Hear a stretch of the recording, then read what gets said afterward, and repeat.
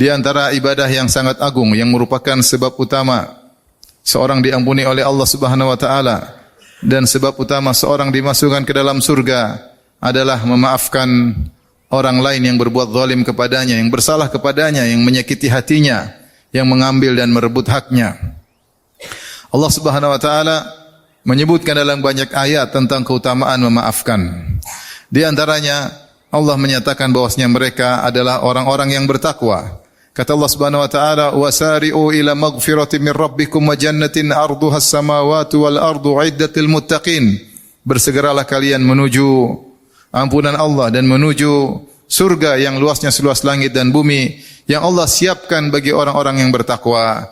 Siapakah orang bertakwa tersebut? Kata Allah Subhanahu wa taala, "Alladzina yunfiquna fis sarra'i wad dharra'i wal kadhiminal ghaidz wal 'afina 'anil nas." Yaitu orang-orang yang senantiasa berinfak dalam kondisi lapang maupun dalam kondisi sulit, mereka tetap berinfak. Wal kadhiminal ghaidz, dan orang-orang yang meredam amarah.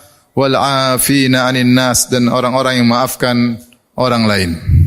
Demikian juga bahwasanya orang-orang yang memaafkan, maka mereka adalah orang-orang yang muhsinin. Kata Allah Subhanahu wa taala melanjutkan ayat tersebut, "Wallahu yuhibbul muhsinin." Allah mencintai orang-orang yang berbuat ihsan. Demikian juga dalam ayat yang lain kata Allah Subhanahu wa taala, "Fa'fu anhum wasfah, innallaha yuhibbul muhsinin." Maafkanlah dan berlapang dadalah, sungguhnya Allah mencintai orang yang berbuat ihsan. Dan ihsan adalah derajat yang paling tinggi setelah Islam dan iman. Ketika Nabi SAW ditanya oleh malaikat Jibril, "Fa akhbirni 'anil ihsan." Kabarkanlah kepadaku tentang al-ihsan. Maka Nabi SAW berkata, "An ta'budallaha ka'annaka tarahu, fa illam takun tarahu fa innahu yarak." Engkau beribadah kepada Allah seakan-akan engkau melihat Allah. Jika tidak mampu kau melihat Allah, yakinlah Allah melihatmu. Itu seorang yang meyakini bahwasanya Allah senantiasa menguasinya, Allah senantiasa menilainya, maka dia akan mudah memaafkan karena dia tahu dalam memaafkan sangat besar ganjaran yang akan Allah berikan. Demikian juga orang yang memaafkan maka akan dicintai oleh Allah Subhanahu wa taala. Karena dalam ayat tadi Allah berfirman, "Wallahu yuhibbul muhsinin." Allah mencintai orang-orang yang berbuat ihsan. Di antaranya adalah orang-orang yang memaafkan orang lain. Orang memaafkan orang lain dia telah berbuat baik kepada orang yang menzaliminya tersebut, maka ketika dia berbuat baik kepada orang lain, maka Allah pun mencintainya.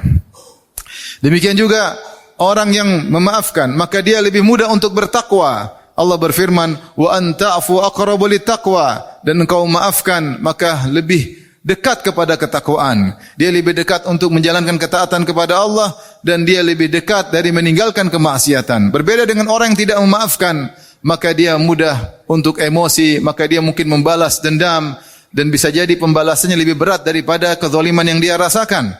Sehingga akhirnya dia bisa terjerumus dalam banyak kesalahan gara-gara ingin melampiaskan dendamnya. Berbeda kalau dia memaafkan, maka lebih dekat kepada ketakwaan. Siapa yang memaafkan, maka dia akan mendapatkan ganjaran yang besar. Kata Allah Subhanahu wa taala, "Wa jazaa'u sayyi'atin sayyi'atun mithluha, faman 'afa wa aslaha fa ajruhu 'ala Allah, innahu la yuhibbudz zalimin." Balasan keburukan setimpal dengan keburukan.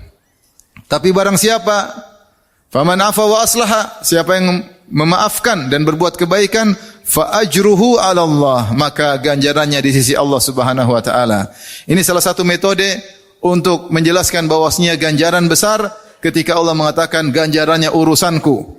Allah mengatakan fa ajruhu 'ala Allah, siapa yang maafkan maka ganjarannya di sisi Allah Subhanahu wa taala. Sama seperti ketika dalam hadis qudsi Allah Subhanahu wa taala berfirman, "Kullu amalin bani Adam lahu illa siyam, fa innahu li wa ana ajzi bihi." Seluruh amalan anak Adam adalah untuknya kecuali puasa. Puasa adalah untukku dan aku yang akan beri ganjaran.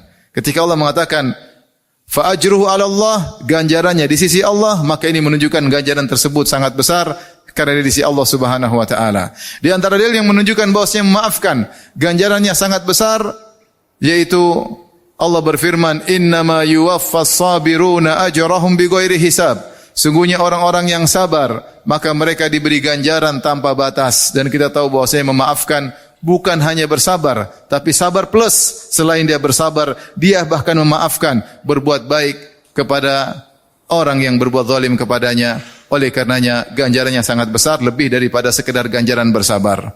Dan di antara ganjaran orang yang memaafkan, dia diampuni oleh Allah Subhanahu wa taala. Al jaza min jinsil amal, balasan sesuai dengan perbuatan.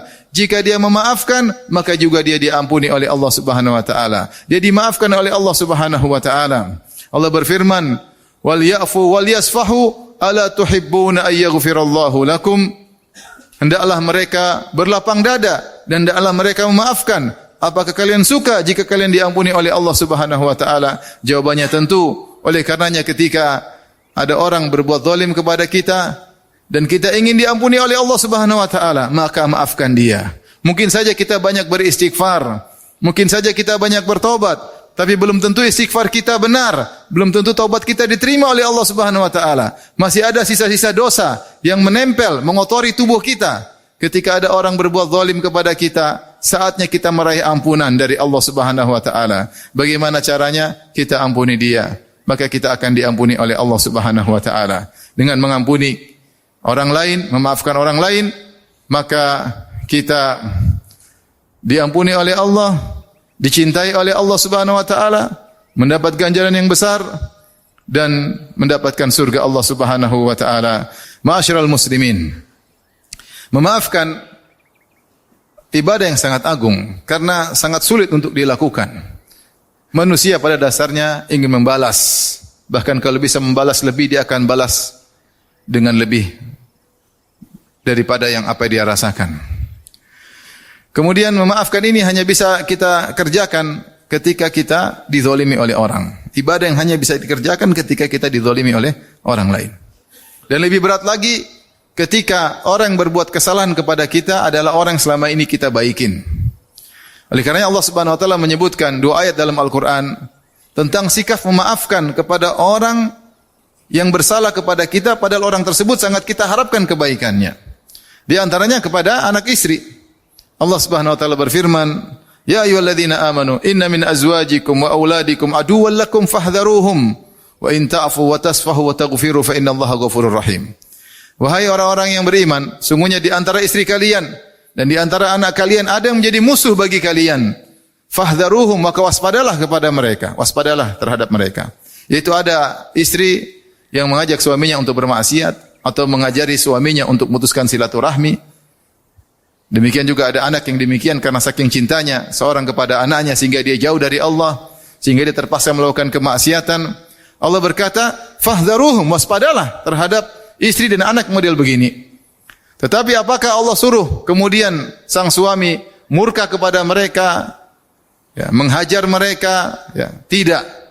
Justru Allah menyuruh untuk memaafkan. Kata Allah Subhanahu wa taala, "Wa in ta'fu wa tasfahu wa taghfiru fa innallaha ghafurur rahim." Jika kalian memaafkan, ya, dan kalian mengampuni dan kalian berlapang dada, sungguhnya Allah Maha Pengampun lagi Maha Penyayang. Ya, sungguh tentunya berat ketika kesalahan muncul dari istri maupun dari anak. Orang yang selama ini kita baikin, ternyata mereka berbuat kesalahan. Tetapi Allah menyuruh kita untuk mengampuni, memaafkan dan berlapang dada.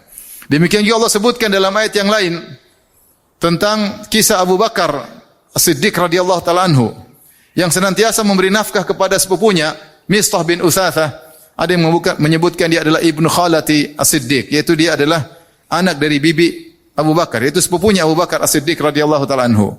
Dan dia seorang yang miskin dan selama ini Abu Bakar As-Siddiq yang mengayominya. Sampai ketika terjadi kejadian hadithatul ifk ketika Aisyah radhiyallahu taala anha dituduh berzina,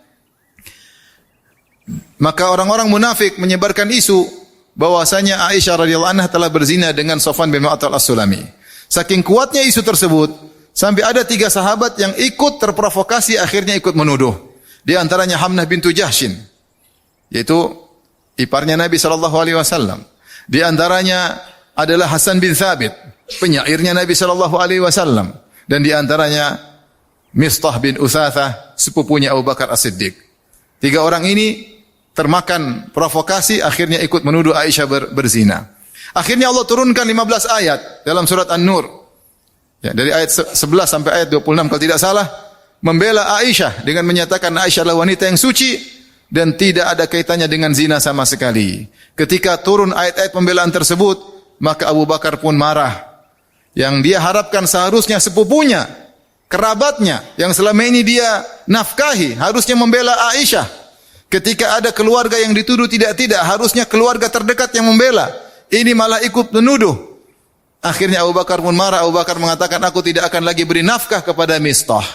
Maka turunlah ayat dari Allah Subhanahu wa taala menegur Abu Bakar As-Siddiq. Kata Allah Subhanahu wa taala, "Wa la ya'tali ulul fadli minkum wasa'ati ay yu'tu ulil qurba wal masakin wal muhajirin fi sabilillah wal ya'fu wal yasfahu ala tuhibbuna ay yaghfirallahu lakum." Kata Allah Subhanahu wa taala, janganlah seorang atau mereka-mereka yang telah diberi kelapangan harta dan diberi keutamaan bersumpah untuk tidak memberi lagi nafkah kepada karib kerabat, kepada orang miskin dan kepada muhajirin fi sabilillah. Kata Allah, wal ya'fu wal yasfahu. Hendaknya mereka memaafkan dan berlapang dada. Ala tuhibbuna yaghfirallahu lakum? Tidakkah kalian ingin diampuni oleh Allah? Kata Abu Bakar langsung, bala ya Rabb. Tentu ya Allah, aku ingin diampuni. Maka Abu Bakar kemudian maafkan Mistah dan dia kembali memberi nafkah dan dia mengatakan, aku tidak akan melepaskan nafkah darimu selama-lamanya. Kenapa? Karena ingin diampuni oleh Allah Subhanahu wa taala. Maka seorang ketika kesalahan semakin besar dan dia semakin memaafkan, maka semakin berat, semakin besar ganjarannya dari Allah Subhanahu wa taala. Apalagi jika dia mampu untuk melampiaskan, maka semakin besar pula ganjarannya. Nabi sallallahu alaihi wasallam bersabda, "Man kadzama ghaidhahu wa huwa yaqdiru ala an yunafidhahu, da'ahu Allahu yaumal qiyamah ala ru'usil khalaiq hatta yukhayyirahu min ayyil khuri sya'a." Siapa yang meredam amarahnya, padahal amarahnya sudah di puncak, tinggal dia lampiaskan, dan dia mampu untuk melampiaskannya, dia mampu untuk mengeksekusi kemarahannya, kemudian dia meredamnya karena Allah Subhanahu wa taala. Apa balasannya? Da'ahu Allahu yaumal qiyamah, maka Allah akan panggil dia pada hari kiamat kelak, ala ru'usil khalaiq, di depan manusia, dia ditenarkan, dia dipopulerkan oleh Allah Subhanahu wa taala. Karena apa? Karena dia meredam amarah, karena dia memaafkan. Hatta yukhayyirahu min ayil hurisya'a, sampai Allah suruh dia pilih bidadari mana yang dia sukai. Sungguh ganjaran yang agung di padang mahsyar dan di akhirat di surga kelak. Dan ingat, di antara sifat Allah Subhanahu wa taala adalah memaafkan. Kata Allah Subhanahu wa taala, atau kata Nabi sallallahu alaihi wasallam ketika mengajarkan doa kepada Aisyah, Allahumma innaka afuwun tuhibbul afwa fa'fu anni. Ya Allah, sungguhnya Engkau adalah Maha Pengampun, Maha Pemaaf, dan Engkau mencintai pemaafan, maka maafkanlah aku. Maka seorang ketika dia memaafkan, dia meniru apa yang disukai oleh Allah, itu sifat memaafkan, maka dia akan dimaafkan oleh Allah Subhanahu wa taala.